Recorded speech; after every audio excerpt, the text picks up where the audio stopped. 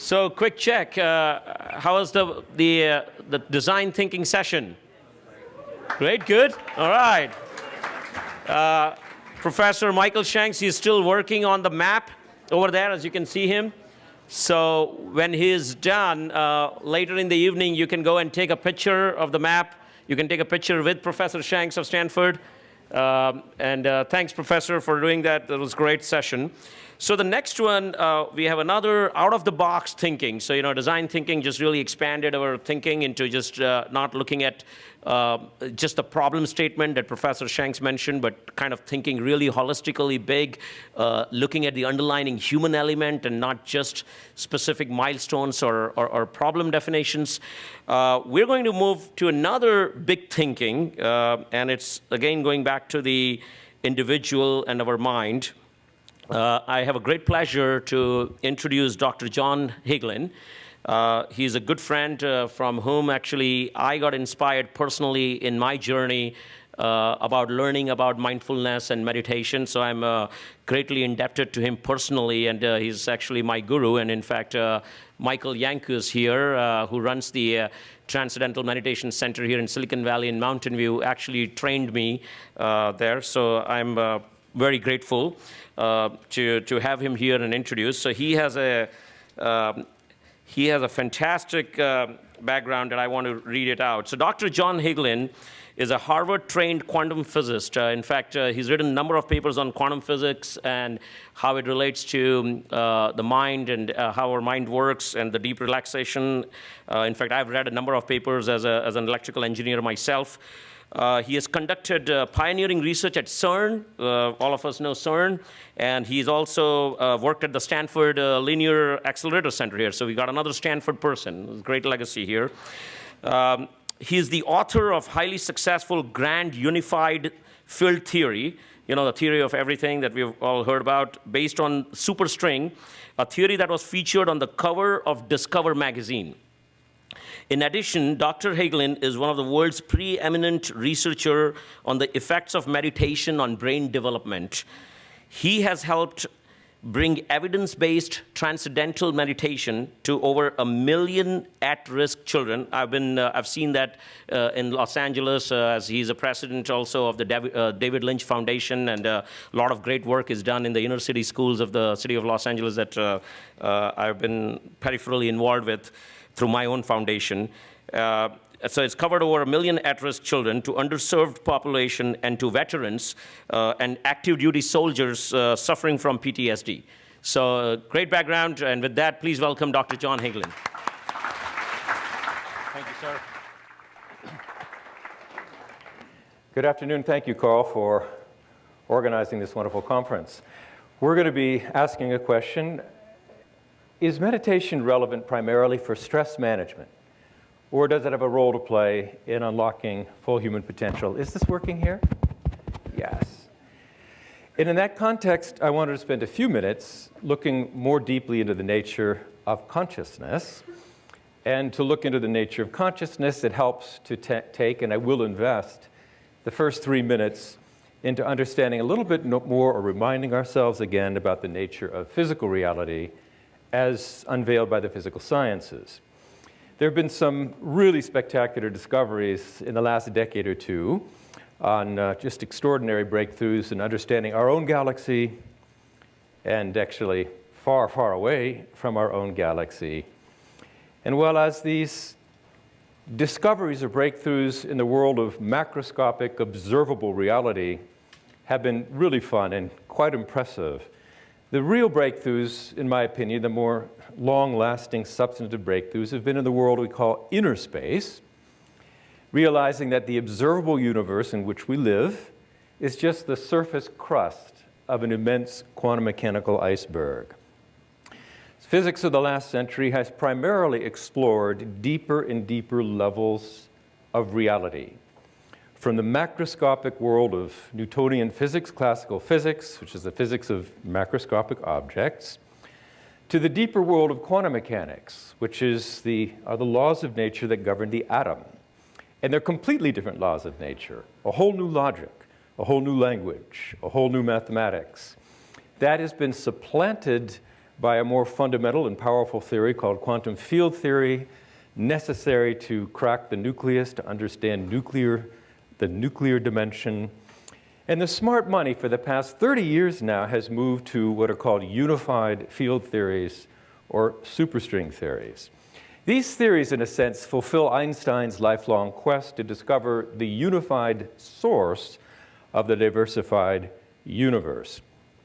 And these theories, the successful ones, have taken the form of what is called string theory, or M theory, which identifies, you could say, a vast silent ocean of pure existence, pure intelligence, at the basis of the observable universe.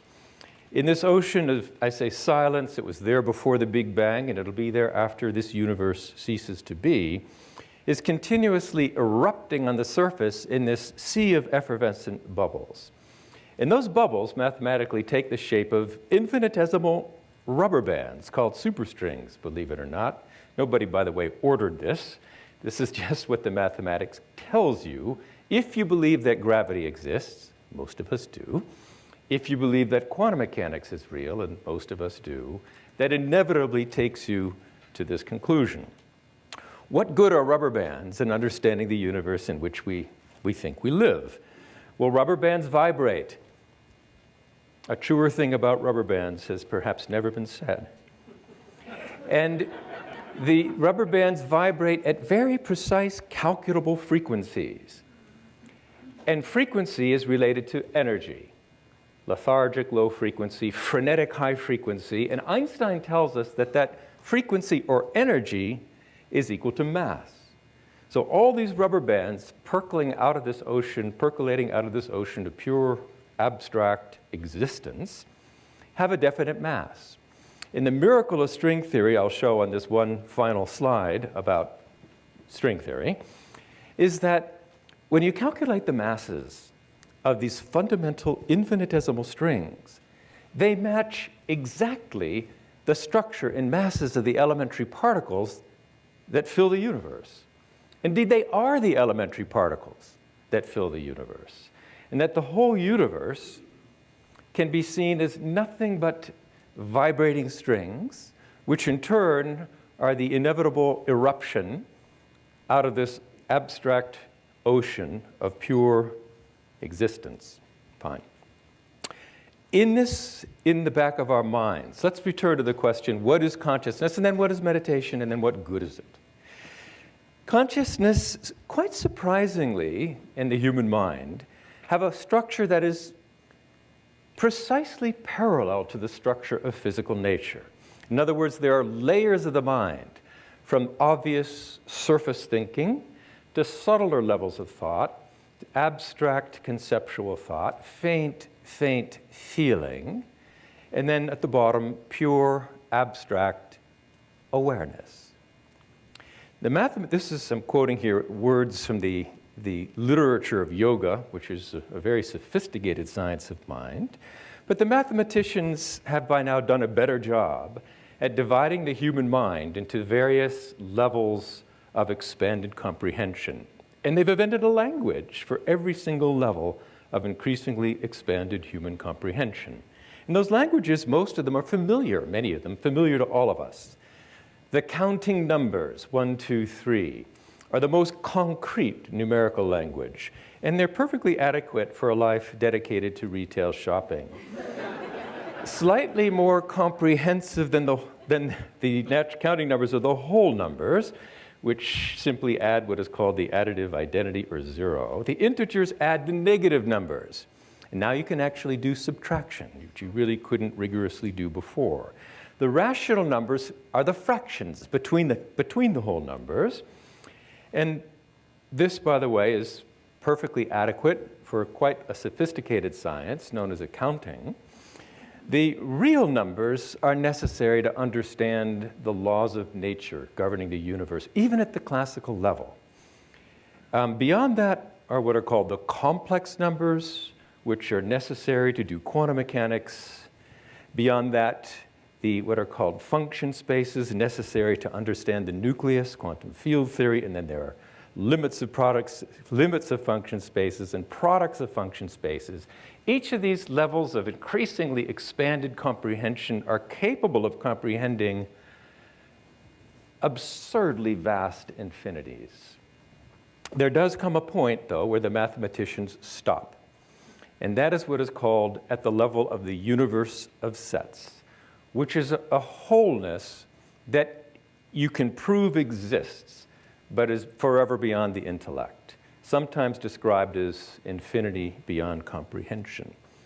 Now, putting this back in the context of the physical universe, every level of expanded human comprehension, with its natural language and its natural mathematics, corresponds specifically to different levels of what we call reality. So there's this profound connection between human intelligence and the intelligence of nature. In this context now, what is meditation? In the classic sense of yogic meditation, from the Yoga Sutras of Patanjali. This is the core practice.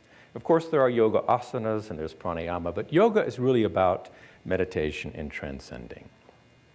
So as I said before, there are different levels of the thinking process to very concrete, like I want a pizza now, or very, very subtle, very abstract, even faint feeling levels. And the natural flow of the development of thought is outward. A thought begins as an abstract impulse, but as it goes through the machinery of the thinking process, it takes on more concrete structure until that emerging thought bursts on the surface of the mind as a conscious thought. At that point, you become aware of the thought. I'm really starving. But that thought started a fraction of a second earlier, maybe a second earlier, and it underwent a morphogenesis to lead it to that stage. So that's the natural flow of the mind. Yoga meditation is the opposite of that. In what's called a transcending meditation or yogic meditation, you begin from where you are, which is thinking about what is for dinner, actually. But then through a technique or techniques, the awareness is turned within, as you can see here, I think, to experience and explore deeper and deeper levels of the mind. Techniques, transcending meditations, based on what are called transcending mantras, lure the attention systematically within and progressively beyond thought to experience the awareness at the basis of thought. Experience pure consciousness or purely consciousness, the intrinsic wakefulness of the mind. And that state has been described throughout eternity as the state of samadhi, the meditative state. And in fact, the Yoga Sutras begin with the statement, yoga, experience of inner unity, where the individual mind expands to experience, you could say, cosmic mind or pure abstract awareness. This state of yoga is simply the complete settling of the activity of the mind. And then it continues on the bottom of the chart. Then the experiencer is established in the self, as experiencing his or her own subjectivity. Throughout time, this has been considered to be a fourth major state of consciousness, distinct from waking, dreaming, and sleeping, and highly cherished throughout time. In the last 37 years, modern physiological sciences has been exploring this state and has confirmed physiologically and neurophysiologically that the meditative state, described in this way, is a fourth major state of human consciousness. And a useful one, it turns out.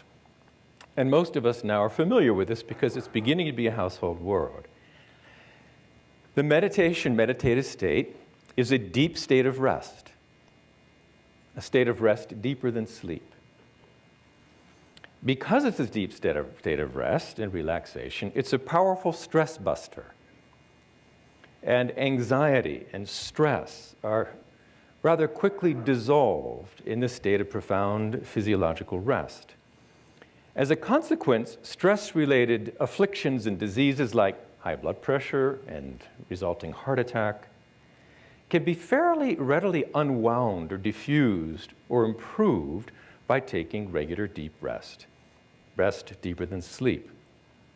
In this chart, there's control, education control, there's progressive muscle relaxation, which does also have a statistically significant impact, but transcending, shown on the right, is extremely powerful when compared to mere relaxation. By now, there have been about 240 studies on relaxation and meditation techniques. They've been summarized very quickly here, but in comparison to just relaxation, sitting on a hammock and reading a book, that's good for you, by the way. But in terms of actually reversing high blood pressure, it does not in a demonstrable way. This transcending does in a very striking way. And there's another technique called MBSR, mindfulness-based stress reduction, that also has a statistically significant effect on reducing high blood pressure. Not clinically significant as far as the AMA is concerned, but it is real. So the AMA is hot on this these days, and they're recommending their doctors that they prescribe transcending for people with high blood pressure. More striking than that, and I'll quickly move away from the world of health and talk about something more interesting, I think, to our group here, because you're too young to worry about ill health, unlike some of us. This is a 10-year study by the National Institutes of Health, a very large study, looking at the effect of transcending or transcendental meditation on subjects with heart disease. And after this long controlled study, the number of heart attacks and strokes or death by any cause was reduced by 2/3 among people with heart disease. This is big because heart disease is the nation's #1 killer, and there is no medicine that has this statistically significant effect or as large an effect size. So this was obviously very, very big news when it went around and around the world. Of more interest to me as an educator is the effect of meditation on brain development. Anything you do with your brain, anything you do with your time, has an effect on the brain. And if you do it frequently enough, has a permanent effect at rewiring the brain. Education, learning, as you all know, is a very powerful thing because the brain is incredibly malleable and capable of learning new things truly throughout life.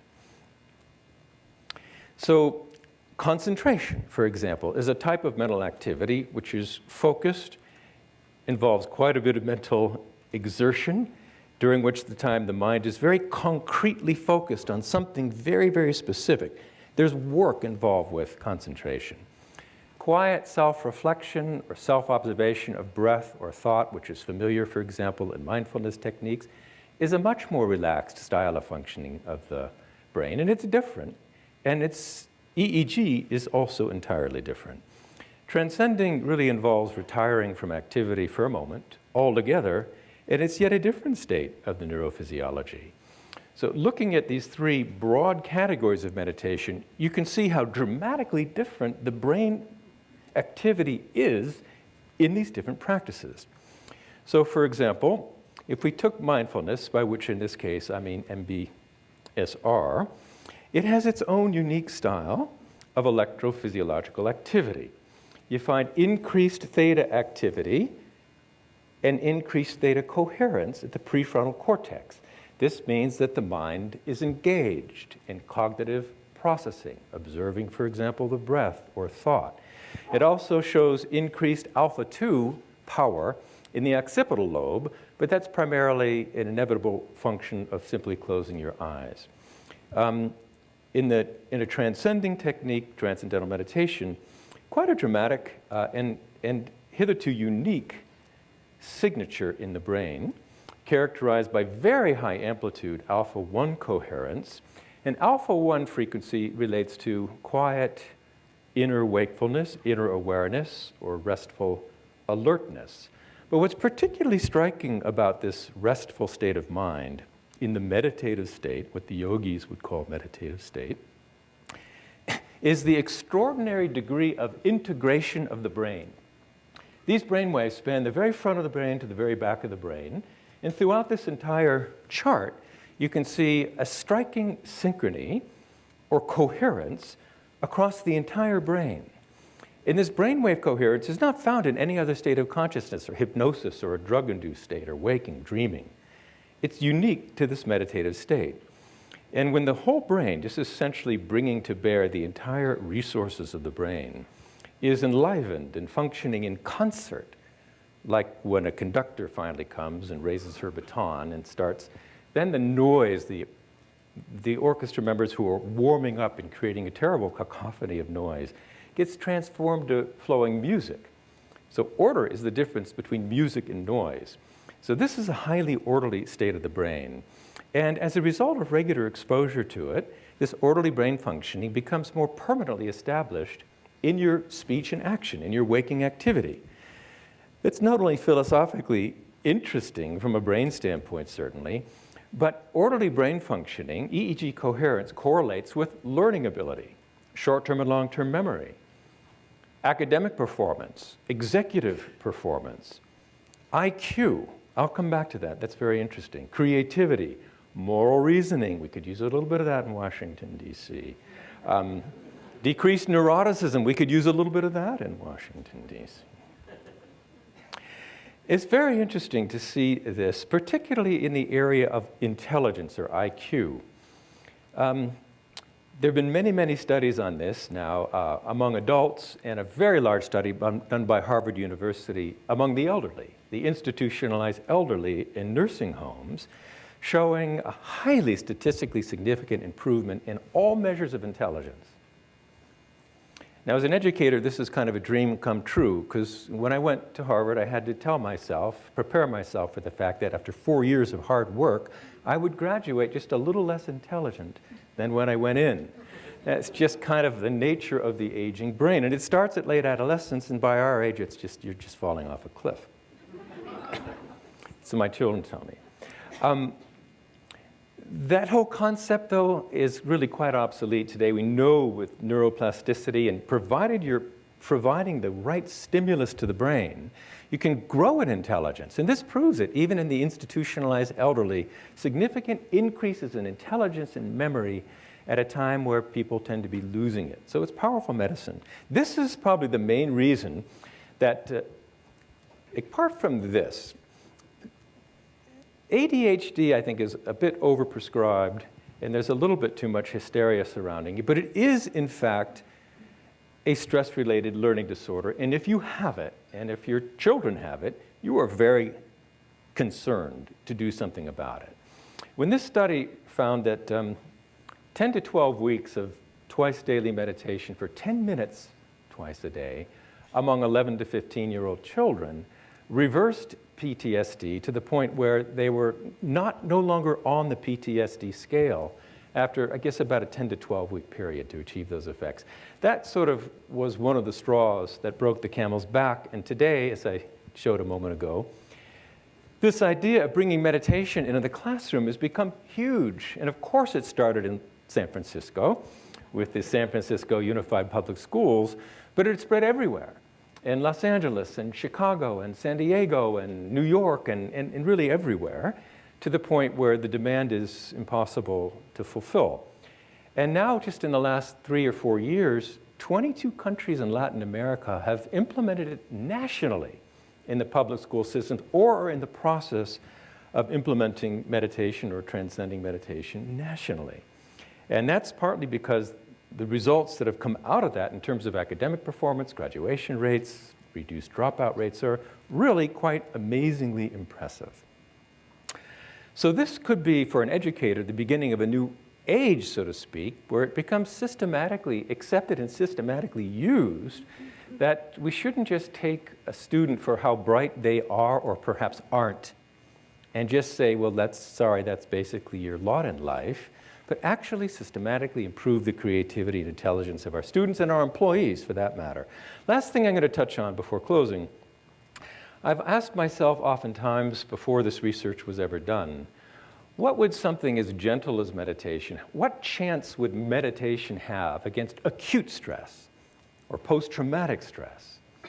And post-traumatic stress, of course, has become an enormous problem for our government, for our military, for our veterans. So, as you can imagine, a huge number of studies have recently been done. First of all, as you know, overwhelming traumatic stress can overexcite the fear center, the amygdala, and put it into a state of chronic overexcitation. Chronic overexcitation of the fear center means It means sleeplessness. It means anxiety, hypervigilance. And also, with an excited amygdala, what happens is the blood flow to the prefrontal cortex, the higher brain, gets shut down. It gets shunted, gets sent to the primitive brain, or reactive brain. It's called fight or flight response. People with PTSD are always in the midst of or on the verge of fight or flight. The MRI studies coming out of a number of centers in the last couple of years have shown how quickly you can de-excite the amygdala and basically break this cycle of post-traumatic stress and restore blood flow to the prefrontal cortex. This is a study coming out of the Veterans Administration in San Diego, funded by the Pentagon, a big study, and I think the most exciting study in this particular field. It compared gold standard treatment, which is psychotherapy, a process called prolonged exposure, with TM, in this case, transcending meditation. And what was found was really quite striking.